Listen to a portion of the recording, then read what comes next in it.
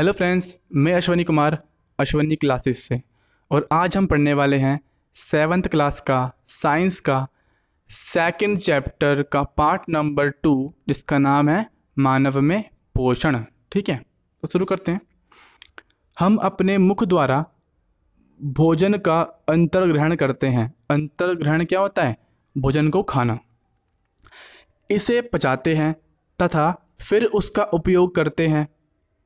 आहार का बिना पचा भाग मल के रूप में निष्कासित किया जाता है। क्या आपने कभी यह जानने का प्रयास किया है कि शरीर के अंदर भोजन का क्या होता है? भोजन एक सतत नली से गुजरता है।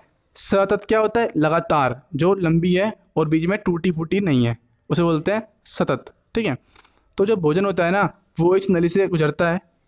जो मुख गुहिका यानी मुंह से, मुख गुहिका क्या होता है? मुंह से आरंभ होकर गुदा तक, यानी कि जहाँ से आप मल त्याग करते हैं उस मार्ग तक इस नली को विभिन्न भागों में बांट सकते हैं, ये बांटा जाता है। ठीक है, तो सबसे पहले क्या आता है? मुख गुहिका, जो मुंह होता है। उसके बाद क्या आता है? ग्रस नली, क्या बोलते हैं? ग्रास नली, जो कहाँ से कहाँ तक होती है? ये है मुख गुहिका। ठीक है, फिर उसके बाद आती है ग्रास नली, ग्रसिका भी बोलते हैं इसको, ये रही ग्रास नली। ठीक है, उसके बाद आता है हमारा अमाशय, मतलब अमाशय मतलब पेट, ये रहा हमारा पेट। ठीक है, उसके बाद आता है क्षुद्रांत, मतलब छोटी आंत। छोटी आंत कौन सी होती है? ये वाली जो बीच में होती है। फिर आती है बड़ी आंत, इसे हम बृहद्रांत भी बोलते हैं और क्षुद्रांत भी बोलते हैं छोटी आंत को। ठीक है, ये है बृहद्रांत, तो ये है बड़ी आंत। ठीक है, और फिर लास्ट में गुदा मार्ग, ये वाला है। ठीक है, तो फिर मलद्वार गुदा एक ही बात होती है, जो मलाशय से जुड़ी होती है, तथा मलद्वार अथवा गुदा से। क्या यह बहुत लंबा मार्ग नहीं है? ये सभी भाग मिलकर आहार नाल, पाचन नली का निर्माण करते हैं। यानी ये सब मिला के क्या बनते हैं? पाचन नली, या फिर हम इसे बोलते हैं आहार नाल। जैसे जैसे जैसे जैसे भोजन विभिन्न भागों से गुजरता है, उसके विभिन्न घटकों का पाचन भी क्रमिक रूप से होता है। मतलब अलग अलग प्रकार के घटकों का पाचन अलग अलग हमारे आहार नाल के भागों में होता है। ठीक है, अमाशय की आंतरिक भित्ति, भित्ति मतलब दीवार, तो अमाशय की आंतरिक भित्ति यानी अंदर की दीवार, क्षुद्रांत यानी छोटी आंत, तथा आहार नाल से संबंध विभिन्न ग्रंथियों जैसे लाल ग्रंथि, यकृत, अग्नाशय, पाचक रस, मतलब इसे बोलते हैं HCl, हाइड्रोक्लोरिक एसिड, ये स्रावित करती है। ठीक है, पाचक रस जटिल पदार्थों को अनेक सरल रूप में बदल देता है। यहाँ पे क्या लिखा है? जटिल पदार्थ। हम पहले देख चुके हैं पार्ट 1 में कि जटिल पदार्थ किसे बोलते हैं। ठीक है, आगे बढ़ते हैं। पाचक रस जटिल पदार्थों को अनेक सरल रूप में बदल देता है। ठीक है, आहार नाल एवं संबंध ग्रंथियां, आहार नाल एवं संबद्ध ग्रंथियां मिलकर पाचन तंत्र का निर्माण करती है। तो आहार नाल मिलकर, आहार नाल क्या है? एक रास्ता है जिसमें अनेक ग्रंथियां हैं। ग्रंथि काम क्या करती है? ग्रंथि पाचक रस निकालती है, जिसकी वजह से खाना पचता है। ठीक है, आगे बढ़ते हैं। तो ये है हमारा शरीर का डायग्राम, यानी पाचक क्रिया जो होती है, हमारा पाचन तंत्र, उसका डायग्राम है ये। ठीक है, आइए अब हम जाने कि आहार नाल के विभिन्न भागों में भोजन का क्या होता है। सबसे पहले आता है मुख एवं मुख गुहिका। भोजन का अंतर्ग्रहण मुख द्वारा होता है, मतलब मुंह से हम खाना खाते हैं। आहार को शरीर के अंदर लेने की क्रिया क्या कहलाती है? अंतर्ग्रहण। मोस्ट इंपोर्टेंट वर्ड है ये आपके लिए। ठीक है, हम दांतों की सहायता से भोजन चबाते हैं तथा यांत्रिक विधि द्वारा उसे छोटे छोटे टुकड़ों में पीस डालते हैं। ठीक है, आगे बढ़ते हैं। प्रत्येक दांत मसूड़ों के बीच अलग अलग गर्तिका, मतलब सॉकेट, गर्तिका होती जगह बनी होती है एक दांतों के लिए, वहां पर धसा होता है जो हमारा दांत होता है। ठीक है, हमारे दांतों की आकृति भिन्न भिन्न है, यानी अलग अलग तरह की शेप होती है हमारे दांतों की, तथा उनके कार्य भी भिन्न होते हैं। ठीक है, इसके अनुसार उन्हें अलग अलग नाम से जाना जाता है। ठीक है, आगे देखते हैं। क्रियाकलाप 2.2। अपने हाथ धोइए, दर्पण में देखिए, देखते हुए अपने दांतों की गणना कीजिए। अपनी तर्जनी उंगली से दांतों को छूकर महसूस कीजिए। आपके मुंह में कितने प्रकार के दांत हैं? एक सेब अथवा रोटी का टुकड़ा लेकर उसे काटिए। आप उसे काटने, यानी कि क्या बोलते हैं काटने को हिंदी में? वैसे ये भी हिंदी है, पर इसके लिए एक और वर्ड है, तो क्या होता है? कर्तन। कर्तन एवं दंशन, कर्तन यानी काटने, यानी कर्तन एवं दंशन के लिए किन दांतों का उपयोग करते हैं? आगे के दांतों के लिए, है ना, जो आगे के दांत होते हैं हमारे, उनका इस्तेमाल करते हैं। कौन से दांत खाद्य पदार्थों को चीरने या फिर कहें वेदन यानी भेदने और फाड़ने के काम आते हैं? उन दांतों को भी पहचानिए जो चबाने एवं पीसने के काम आते हैं। अपने प्रेक्षण सारणी 2.2 में लिखिए। ठीक है। हमारे मुख में लाल ग्रंथि होती है, जो लाल रस यानी कि लार, हमारे मुंह में क्या होती है? लाला ग्रंथि होती है, जो लाला रस यानी कि लार, लो लार को क्या बोलते हैं? लाला रस। ठीक है, वो स्रावित करती है। स्रावित मतलब क्या होता है? निकालना। जो लाल ग्रंथि होती है ना, एक रस निकालती है जिसको क्या बोलते हैं? लार। और साइंस की भाषा में बोले तो क्या बोलते हैं? साइंस की भाषा में लाला रस। ठीक है। क्या आप जानते हैं कि लाला रस का भोजन पर क्या प्रभाव पड़ता है? आइए इसका पता लगाएं।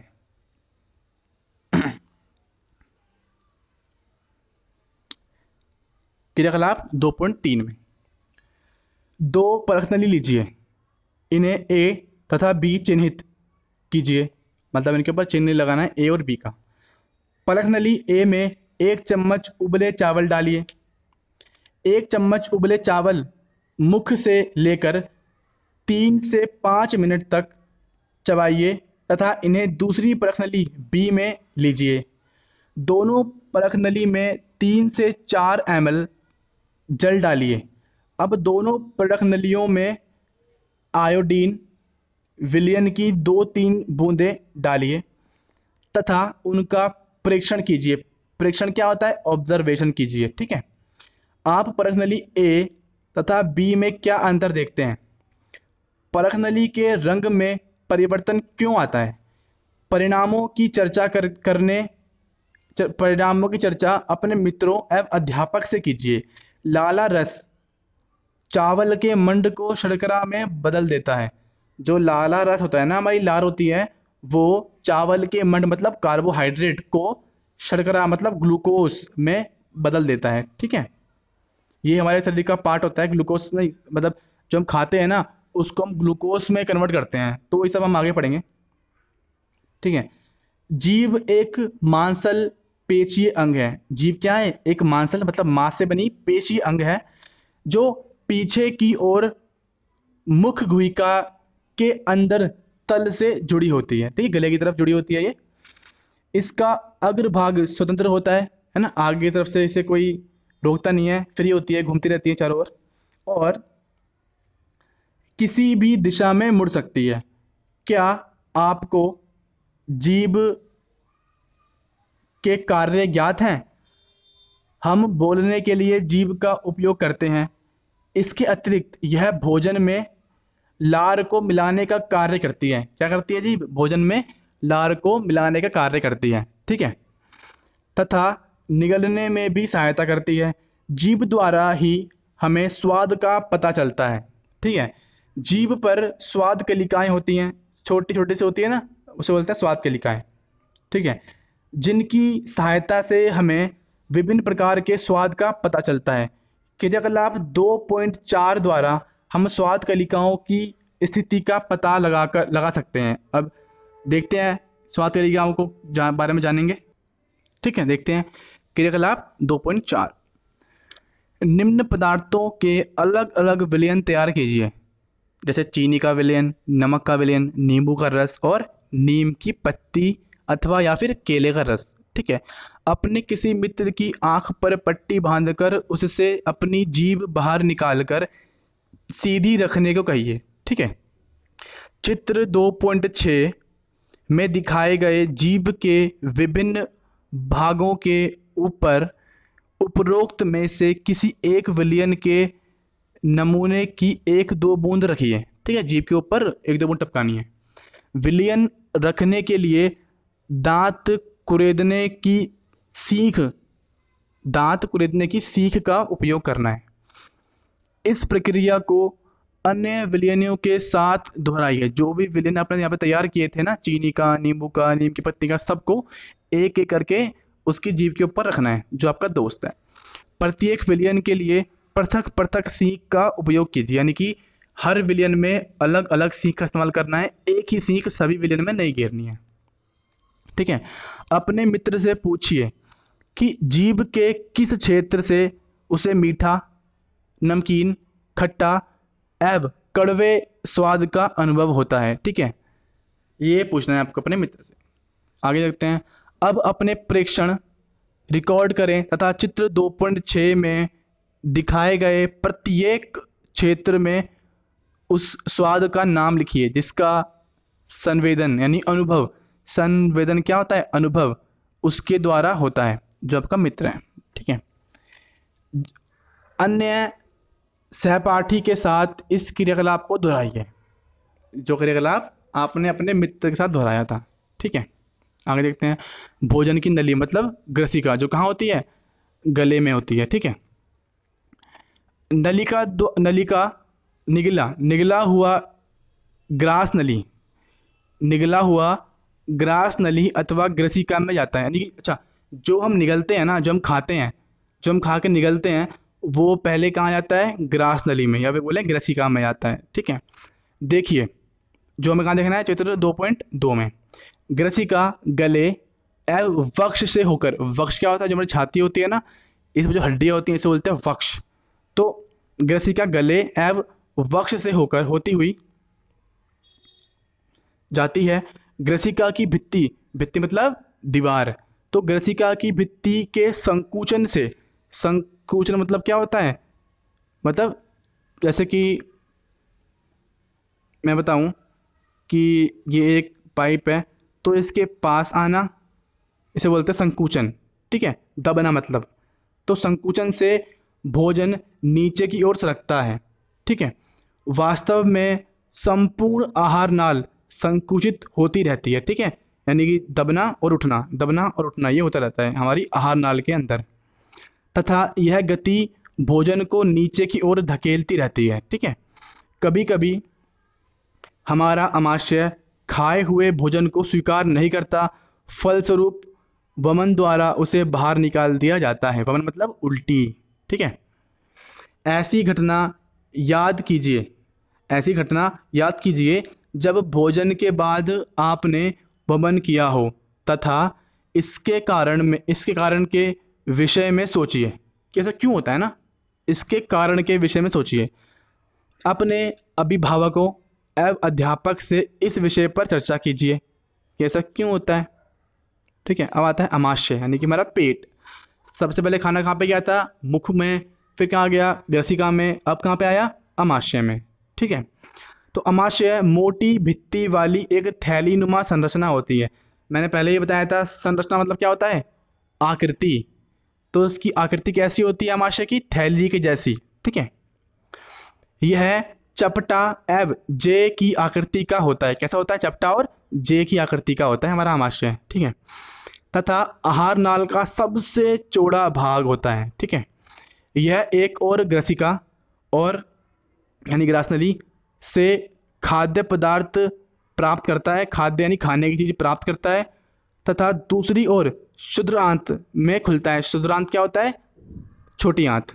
ठीक है, आमाशय का आंतरिक अस्तर यानी कि सतह, आमाशय का आंतरिक अस्तर मतलब सतह श्लेष्मल, किससे, श्लेष्मल हाइड्रोक्लोरिक अम्ल तथा पाचक रस स्रावित करती है। श्लेष्मल क्या होता है, ये एक चिपचिपा पदार्थ होता है। ठीक है, तो एक श्लेष्मल, हाइड्रोक्लोरिक अम्ल मतलब HCl, और पाचक रस स्रावित करता है कौन, आमाशय। ठीक है, श्लेष्मल आमाशय के आंतरिक अस्तर को सुरक्षा प्रदान करता है, क्योंकि HCl जो होता है वो होता है एसिड। ठीक है, तो एसिड अगर हमारे पेट में होगा तो वो तो हमारे पेट को जला देगा, लेकिन उसको हमारे पेट को एसिड से बचाने के लिए कौन होता है वहाँ पे? श्लेष्मल, जो हमारे पेट की अमाशय की रक्षा करता है, ठीक है, एसिड से, क्योंकि हमको खाने पचाने के लिए चाहिए होता है एसिड, और एसिड से हमारे पेट की रक्षा कौन करता है? श्लेष्मल, यानी कि क्या होता है ये? चिपचिपा पदार्थ। श्लेष्मल अमाशय के आंतरिक अस्तर को सुरक्षा प्रदान करता है।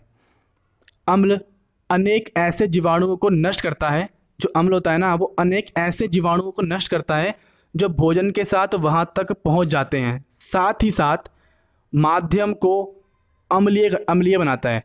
अम्लीय और क्षारीय क्या होता है ये हम आगे समझेंगे, ठीक है, जिससे पाचक रसों को क्रिया करके जिससे पाचक रसों को क्रिया करने में सहायता मिलती है, ठीक है। मैं अम्ल और क्षार की एक वीडियो बनाकर इसका लिंक डिस्क्रिप्शन में डाल दूंगा, ठीक है, वहाँ से समझेंगे इसको, वरना ये वाली वीडियो बहुत लंबी हो जाएगी, ठीक है। आगे बढ़ते हैं। पाचक रस यानी कि जठर रस, पाचक रस को क्या बोलते हैं? जठर रस, यानी कि पाचक रस प्रोटीन को सरल पदार्थ में विघटित कर देता है, ठीक है। तो प्रोटीन को सरल पदार्थ में कौन तोड़ता है, कौन विघटित करता है? जठर रस, या बोलते हैं पाचक रस, ठीक है। किसको तोड़ता है पाचक रस? सिर्फ प्रोटीन को तोड़ता है, ठीक है। आगे बढ़ते हैं। क्षुद्रांत यानी कि छोटी आंत के बारे में पढ़ते हैं। क्षुद्रांत लगभग 7.5 मीटर लंबी, अत्यधिक कुंडलित, अत्यधिक मतलब क्या होता है? बहुत अधिक। कुंडलित क्या होता है? मुड़ी हुई, तो बहुत ज़्यादा मुड़ी हुई होती है ये, ठीक है, एक नली होती है।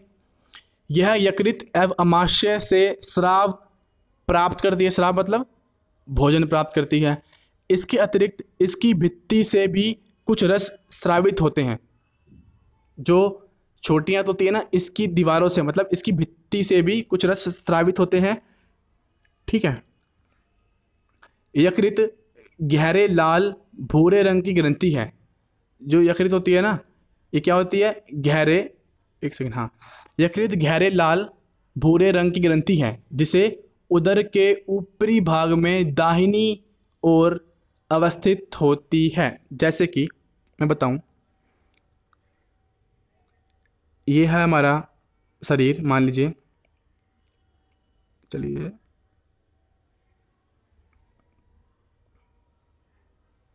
तो हमारा क्या बोला था? यकृत गहरे लाल भूरे रंग की ग्रंथि है, जो उदर के ऊपरी भाग में दाहिनी ओर, दायां क्या होता है? यानी इस तरफ हमारा क्या होता है? यकृत होता है हमारा इस तरफ, ठीक है, यहाँ पे अवस्थित यानी होती है।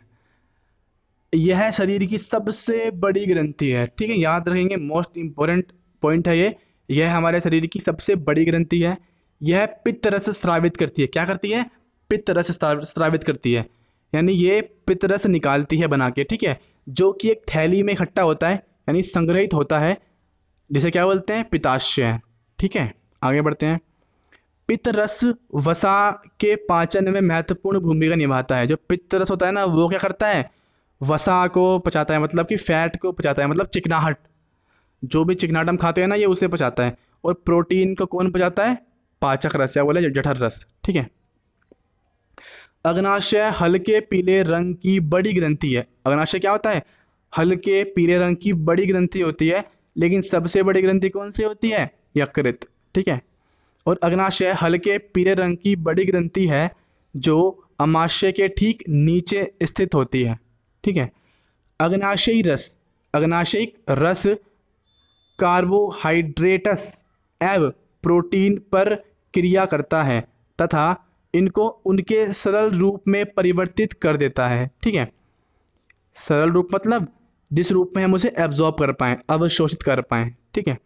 आंशिक रूप से पचा भोजन अब क्षुद्रांत्र के निचले भाग में पहुंचता है, जहां आंत्र रस मतलब ऐसा रस जो आंत निकालती हो, आंत स्रावित करती हो, जहां आंत्र रस पाचक क्रिया को पूर्ण कर देता है, मतलब पूरा कर देता है पाचन क्रिया को। कार्बोहाइड्रेट सरल शर्करा जैसे कि ग्लूकोज में परिवर्तित हो जाता है। मैंने क्या कहा था? शर्करा हमारे शरीर में भी हम एब्जॉर्ब करते हैं। पहले इसको ये होता है हमारे जटिल रूप में, इसको सरल रूप में तोड़ने के बाद हम इसे एब्जॉर्ब करवाते हैं, जिसे क्या बोलते हैं? शर्करा, ठीक है। आगे बढ़ते हैं। शर्करा जैसे कि ग्लूकोज में परिवर्तित हो जाते हैं। वसा वसा अम्ल एवं ग्लिसरॉल में तथा प्रोटीन एमिनो अम्ल में परिवर्तित हो जाती हैं। हम डायरेक्ट कार्बोहाइड्रेट, वसा और प्रोटीन को एब्जॉर्ब नहीं कर सकते, इसीलिए हम कार्बोहाइड्रेट को शर्करा के रूप में बदलने के बाद एब्जॉर्ब करते हैं, और ऐसे ही वसा को वसा अम्ल में बदलने के बाद एब्जॉर्ब करते हैं, या तथा प्रोटीन को एमिनो अम्ल में बदलने के बाद एब्जॉर्ब करते हैं। ठीक है, आगे बढ़ते हैं। क्षुद्रांत में अवशोषण यानी छोटी आंत में अवशोषण कैसे करते हैं ये देखते हैं। पचा हुआ भोजन अवशोषित होकर यानी कि एब्जॉर्ब होने के बाद क्षुद्रांत की भित्ति में स्थित रुधिर वाहिकाओं में चला जाता है। ठीक है, जो छोटी आंत होती है वो हमारा खाना क्या करती है, एब्जॉर्ब करती है। ठीक है, तो उसकी दीवारों में स्थित रुधिर वाहिकाएं, रुधिर वाहिका क्या होती हैं, जहाँ पे खून बहता है। ठीक है, तो रुधिर मतलब खून, वाहिका मतलब नस, तो रुधिर वाहिकाएं में चला जाता है, वो इसे एब्जॉर्ब करती हैं। ठीक है, इस प्रक्रम को अवशोषण कहते हैं। क्या कहते हैं इस प्रक्रम को, अवशोषण मतलब सोखना, मतलब एब्जॉर्ब करना। क्षुद्रांत की आंतरिक भित्ति पर उंगली के समान उभरी हुई संरचनाएं मतलब आकृति, उंगली के समान मतलब ऐसी, तो ऐसी अनेक संरचनाएं मतलब ऐसी इस आकृति की बहुत सारी ऐसी आकृति होती है, वो बहुत सारी होती है हमारी छोटी आंत में, जिन्हें हम क्या बोलते हैं, दीर्घरोम, अथवा क्या हो सकते हैं, रसांकुर कहते हैं। अब क्या आप अनुमान लगा सकते हैं कि दीर्घरोम की आंत्र में क्या भूमिका होती है। दीर्घरोम पचे हुए भोजन के अवशोषण मतलब सोखने के लिए, जो भोजन छोटी आंत में पच के आ चुका है ना, उस भोजन को अवशोषण हेतु तल क्षेत्र बढ़ा देती है। इसका मतलब आसान सा है, देखो मैंने यहाँ पे ये बनाई एक छोटी सी आंत। ठीक है, अगर एक सेकेंड, हाँ मैंने यहाँ बनाई एक आंत। ठीक है, मान लीजिए ये आंत है। अगर एक भोजन यहाँ पे आता है तो इसके पास कितना क्षेत्रफल है, एब्जॉर्ब करने के लिए सिर्फ इतना ही है, इतना मैंने ड्रॉ किया है ना। लेकिन अगर मैं यहाँ पर एक आंत बनाऊँ, फिर से मान लीजिए ये बराबर है, लेकिन अगर मैं इसके अंदर उंगली के आकार की एक आकृति बना दूँ, बहुत सारी छोटी छोटी आकृति ऐसी बना दूँ, बहुत सारी होती है। ठीक है, तो ज़्यादा क्षेत्रफल होगा इसके पास, है ना। इसके पास सिर्फ ये वाला क्षेत्रफल है जो स्ट्रेट है, जो हमें दिख रहा है, लेकिन यहाँ पे क्या है, ऐसी अनेक ऐसे होता है, जिसकी वजह से क्या होता है, इसका क्षेत्रफल एब्जॉर्ब करने के लिए बढ़ जाता है। ठीक है, आगे बढ़ते हैं। दीर्घरोम पचे हुए भोजन के अवशोषण हेतु तल क्षेत्र यानी वो क्षेत्रफल बढ़ाते हैं जहां से हम इसे एब्जॉर्ब कर पाए। ठीक है, प्रत्येक दीर्घरोम सूक्ष्म रुधिर वाहिकाओं का जाल फैला रहता है। ठीक है, रुधिर जो होती है हमारी दीर्घरोम, उसके अंदर क्या होता है, रुधिर वाहिका मतलब खून की जो नसें होती हैं, उसका जाल फैला रहता है। दीर्घरोम की सतह से पचे हुए भोजन का अवशोषण होता है। जो दीर्घरोम होते हैं ना, जो हमने देखे थे, जो उंगली के आकार के होते हैं, होते उंगली के आकार के हैं, मतलब शेप ये होती है, लेकिन होते बहुत छोटे छोटे से हैं। ठीक है, बहुत ही छोटे होते हैं। मान लीजिए हमारे ये उंगली है और ये हमारे दीर्घरोम है, बहुत छोटे होते हैं ये, पर इनकी संख्या बहुत अधिक होती है। ठीक है, आगे बढ़ते हैं। सूक्ष्म रुधिर वाहिकाओं का जाल फैला रहता है। दीर्घरोम की सतह से पचे हुए भोजन का अवशोषण होता है। जो हम खाना खा चुके होते हैं, जो हम खाना पचाने वाले होते हैं ना, उसका अवशोषण ये करती हैं। ठीक है, आगे बढ़ते हैं। अवशोषण होता है तथा यह रुधिर वाहिकाओं में चली जाती है, जो हमारा एब्जॉर्ब करते हैं। ठीक है, अवशोषित पदार्थों का स्थानांतरण रुधिर वाहिकाओं द्वारा शरीर के विभिन्न भागों तक होता है, जहां उनका उपयोग जटिल पदार्थों को बनाने में किया जाता है। इस प्रक्रम को स्वांगीकरण कहते हैं। मतलब कि सिंपल सी बात है, कंफ्यूज नहीं होना है आपको। इसका मतलब है जो हमने एब्जॉर्ब किया है ना, हम उसका इस्तेमाल करते हैं ऊर्जा के रूप में। ठीक है, तो इस वाली बात तो क्या बोलते हैं, इसको बोलते हैं स्वांगीकरण। मतलब जो हमने एब्जॉर्ब किया है उसका इस्तेमाल करना, उसे बोलते हैं स्वांगीकरण। ठीक है, यूटिलाइजेशन। कोशिकाओं में उपस्थित ग्लूकोज का विघटन ऑक्सीजन की सहायता से कार्बन डाइऑक्साइड एवं जल में होता है। ठीक है, कोशिकाओं में उपस्थित ग्लूकोज का विघटन ऑक्सीजन की सहायता से यानी ऑक्सीजन की हेल्प से कार्बन डाइऑक्साइड एवं जल में होता है, ठीक है। और ऊर्जा मुक्त होती है, ठीक है, इससे ऊर्जा बनती है जो हम एब्जॉर्ब करते हैं। भोजन का वह भाग जिसका पाचन नहीं हो पाता अथवा अवशोषण नहीं हो पाता वो बृहदान्त्र मतलब बड़ी आंत में भेज दिया जाता है, ठीक है। आगे बढ़ते हैं, बृहदान्त्र की बारी आई, अंतिम पॉइंट हमारा।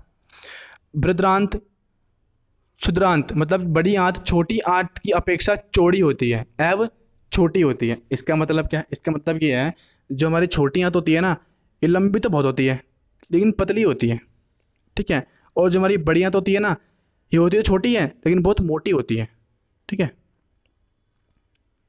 जैसा आपने चित्र में देख चुके हैं, ठीक है। यह लगभग 1.5 मीटर लंबी होती है।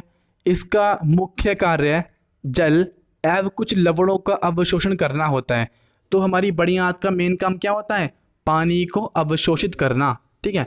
बचा हुआ अपचित पदार्थ यानी कि जो बच गया है और जो पच नहीं पाया है किसी कारण से, वो पदार्थ मलाशय में चला जाता है तथा अर्ध ठोस मल के रूप में रहता है। अर्ध ठोस मतलब ठोस और द्रव के बीच की अवस्था को बोलते हैं अर्ध ठोस, यानी कि कम थोड़ा ठोस और थोड़ा सा द्रव। समय समय पर गुदा द्वारा यह मल बाहर निकाल दिया जाता है। इसे क्या बोलते हैं? निष्कासन। मतलब बाहर निकालने की प्रक्रिया को क्या बोलते हैं? निष्कासन, ठीक है। आज के लिए इतना ही। अगर आपको वीडियो अच्छी लगती है तो लाइक करिए, और अगर आपको वीडियो के अंदर कोई दिक्कत लगती है तो प्लीज़ कमेंट करिए, ठीक है। आगे ठीक है, अब तक के लिए इतना ही। अगर मिलते हैं अगली वीडियो में।